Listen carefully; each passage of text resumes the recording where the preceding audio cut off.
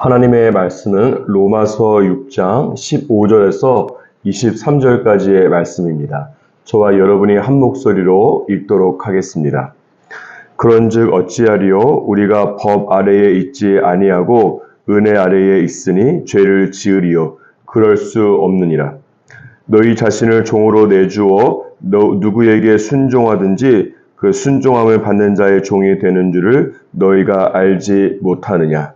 혹은 죄의 종으로 사망에 이르고 혹은 순종의 종으로 의에 이르니라. 하나님께 감사하리로다. 너희가 본래 죄의 종이더니 너희에게 전하여 준 바 교훈의 본을 마음으로 순종하여 죄로부터 해방되어 의에게 종이 되었느니라. 너희 육신이 연약함으로 내가 사람의 예대로 말하노니 전에 너희가 너희 지체를 부정과 불법에 내주어 불법에 이른 것 같이 이제는 너희 지체를 의에게 종으로 내주어 거룩함에 이르라. 너희가 죄의 종이 되었을 때에는 의에 대하여 자유로웠느니라. 너희가 그때에 무슨 열매를 얻었느냐? 이제는 너희가 그 일을 부끄러워하나니 이는 그 마지막이 사망임이라. 그러나 이제는 너희가 죄로부터 해방되고 하나님께 종이 되어 거룩함에 이르는 열매를 맺었으니 그 마지막은 영생이라. 죄의 삭은 사망이요 하나님의 은사는 그리스도 예수 우리 주 안에 있는 영생이니라. 아멘. 로마서 1장에서 5장까지는 인간이 오직 믿음으로 말미암아 은혜로 구원받는 것에 대해서 말씀하고 있습니다. 그리고 로마서 6장에서는 6장에서 8장까지는 구원받은 자가 어떻게 하면 거룩한 삶을 살 수 있는지에 대해서 말씀하고 있습니다. 이것은 구원을 받은 사람이 예수님을 닮아가는 과정으로서의 구원인 성화에 대해서 말씀하는 것입니다. 이런 의미에서 오늘 본문 말씀은 예수님을 닮아가기 위해서는 구체적으로 무엇을 따라 어떻게 살아가야 되는지에 대해서 말씀하고 있습니다. 먼저 오늘 본문 말씀 15절에 보시면 그런즉이라고 하는 접속사로 시작하고 있습니다. 여기에서 그런즉이라고 하는 것은 오늘 본문 말씀 전에 기록된 내용의 결론을 말하는 것으로서 크게 두 가지를 의미합니다. 첫 번째는 6절 말씀에 기록된 것처럼 내가 예수 그리스도를 처음 믿을 때에 나의 옛사람이 예수님과 함께 십자가에 못 박혀 죽었다는 것입니다. 그 결과 내가 더 이상 죄의 종노릇하지 않는다라고 말씀하고 있습니다. 두 번째는 13절에 기록된 것처럼 나의 옛사람이 십자가에서 죽었기 때문에 이제는 내가 나의 몸을 더 이상 불의의 무기로 죄에 내주지 않고 이제는 의의 무기로 하나님께 드릴 수 있게 되었다고 말씀하는 것입니다. 그 결과 내가 죄가 아니라 이제는 하나님의 말씀을 따라 살아갈 수 있는 능력을 가지게 된 것입니다. 위에 두 가지 결론을 갈라디아서 2장 20절에는 이렇게 말씀하고 있습니다. 내가 그리스도와 함께 십자가에 못 박혔나니 그런즉 이제는 내가 산 것이 아니요 오직 내 안에 있는 그리스도께서 사시는 것이라. 그렇기 때문에 오늘 본문 말씀 15절 마지막 부분에 보면 죄를 지으리요 그럴 수 없다라고 말씀하고 있습니다. 저와 여러분은 예수 그리스도의 십자가로 인해서 우리의 영적인 신분이 죄의 종에서 의의 종으로 신분의 변화가 이루어졌습니다. 저희는 의의 종으로서 죄가 아니라 하나님의 말씀이 시키는 대로 살아갈 수 있는 영적인 능력이 내 안에 생기게 된 것입니다.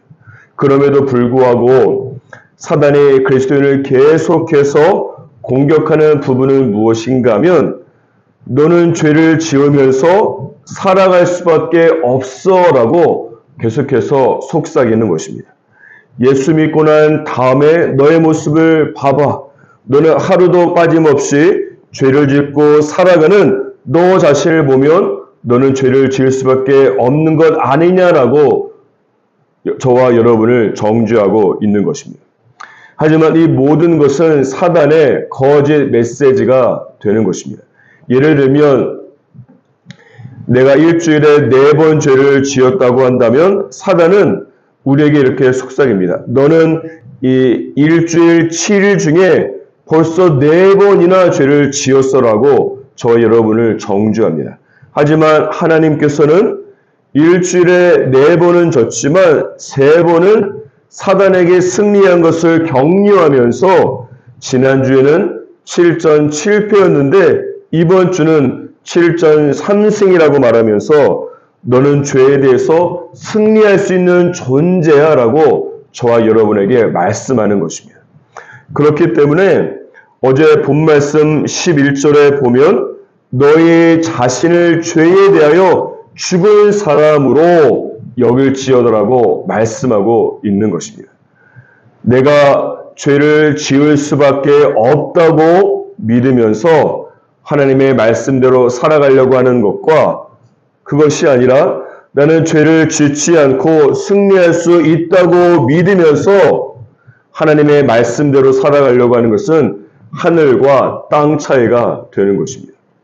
전자는 나는 어쩔 수 없어라고 말하면서 계속해서 죄를 짓고 또 스스로를 정죄하고 자신의 습관적인 죄악을 정당화하면서 살아가게 됩니다.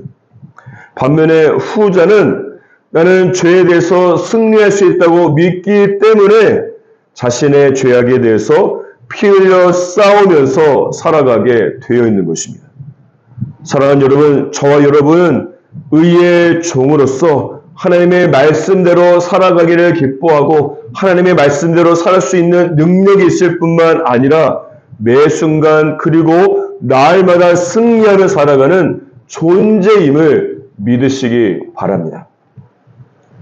다시 본문 말씀으로 돌아와서 오늘 이 본문 말씀은 그리스도인이 죄에 대해서 승리할 수 있는 이유를 좀 더 구체적으로 말씀하고 있습니다.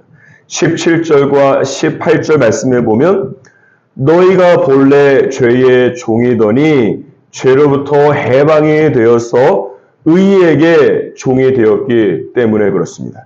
그럼에도 불구하고 저와 여러분 이 자신만 보아도 죄를 한 번도 짓지 않고는 살아갈 수 없다는 사실이 저와 여러분의 문제요 고민이 아니겠습니까? 그렇다면 죄를 지을 수 없다고 말씀하는 성경이 틀린 것인가 하는 것이에요. 너는 죄에 대해서 승리할 수 있는 존재라고 말씀하시는 것이 틀렸는가 하는 것이죠. 절대 그렇지 않습니다. 죄를 지을 수 없다라고 하는 이 성경의 진리와 죄를 짓고 살아가는 영적 현실의 괴리는 다음과 같이 설명해 볼 수 있습니다. 이스라엘 백성들이 이집트의 종으로 노예로 살아가다가 출애굽의 사건으로 말미암아 시내산에서 하나님의 법을 받고 하나님과의 언약을 통해서 법적으로 하나님의 백성이 되었습니다. 신분의 변화가 완전하게 일어난 것입니다. 생각해 보십시오. 이스라엘 백성들은 이미 애굽에서 나왔고 그들을 다시 노예로 만들기 위해서 따라오던 모든 애굽의 사람들과 군사들은 홍해에서 모두 다 죽었습니다. 그렇기 때문에 애굽의 노예로 더 이상 살아갈 필요가 없는 것입니다. 그럼에도 불구하고 이스라엘 백성들이 하나님의 백성이지만 광야에서 죄를 짓게 된 이유는 무엇입니까? 그것은 이스라엘 그들의 안에 애국적인 죄악의 요소가 남아있기 때문에 그렇습니다. 이스라엘이 법적으로 신분상으로 하나님의 종이 되었음에도 불구하고 삶 속에서는 애굽의 종으로 살아가려고 하는 것입니다. 신분의 변화는 완전하게 이루어졌지만 아직까지 마음의 변화가 이루어지지 않았기 때문에 구원의 과정으로서의 성화가 필요한 것입니다. 그리고 이것을 오늘 본문 말씀 16절 이하에서는 죄의 종으로 살아가는 것이라고 말씀하고 있습니다. 오늘 본문 말씀 16절을 보십시오. 너희 자신을 종으로 내주어서 누구에게 순종하든지 그 순종함을 받는 자의 종이 된다고 말씀하고 있습니다. 그래서 너희가 죄가 시키는 대로 하면 죄에 순종하는 것이 되어 죄의 종으로 살아가는 것이고, 반면에 하나님의 말씀이 시키는 대로 살아가게 되면 하나님께 순종하는 것이기 때문에 하나님의 종이 되는 것이라고 말씀하고 있습니다. 그래서 19절 마지막 부분에 보시면 이제는 너희 지체를 의에게 종으로 내주어 거룩한 삶을 살라고 말씀하고 있습니다. 그렇다면 저와 여러분이 어떻게 하면 구원받은 그리스도인으로서 죄의 종이 아니라 의의 종으로 살아갈 수 있을까 하는 것이, 15절에 보시면 그리스도인은 법 아래에 있지 않고 은혜 아래에 있다고 말씀하고 있습니다. 여기서 주목할 것은 은혜 아래에 있다고 하는 것이 중요합니다. 이것은 그리스도인은 율법에 따라서 경건하게 살았기 때문에 구원을 받은 것이 아니라 율법의 요구대로 살 수 없는 죄인이지만 예수님께서 나의 죄를 위해서 십자가에 죽으셨기 때문에 그 은혜로 말미암아 구원받은 것을 말씀하는 것이고, 그 은혜로 말미암아 살아가는 존재임을 말씀하고 있는 것입니다.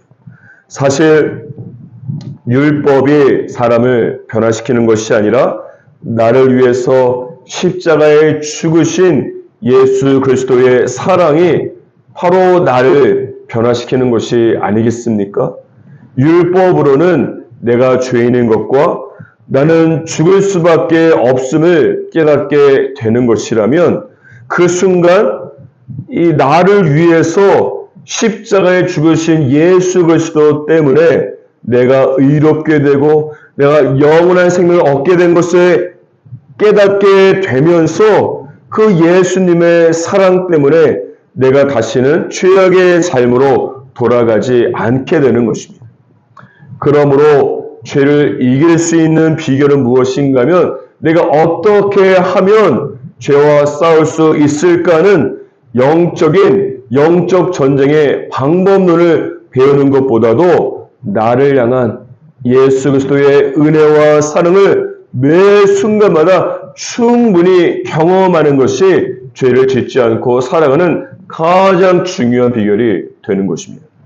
위에서 말씀드렸지만 로마서 1장에서 5장까지 총 5장에 걸쳐서 내가 오직 믿음으로 구원받은 하나님의 은혜에 대해서 말씀하고 있는 반면에, 내가 어떻게 하면 죄를 이길 수 있는 것인가 하는 것을 로마서 6장에서 8장까지로서 총 3장에 걸쳐서 말씀하고 있습니다.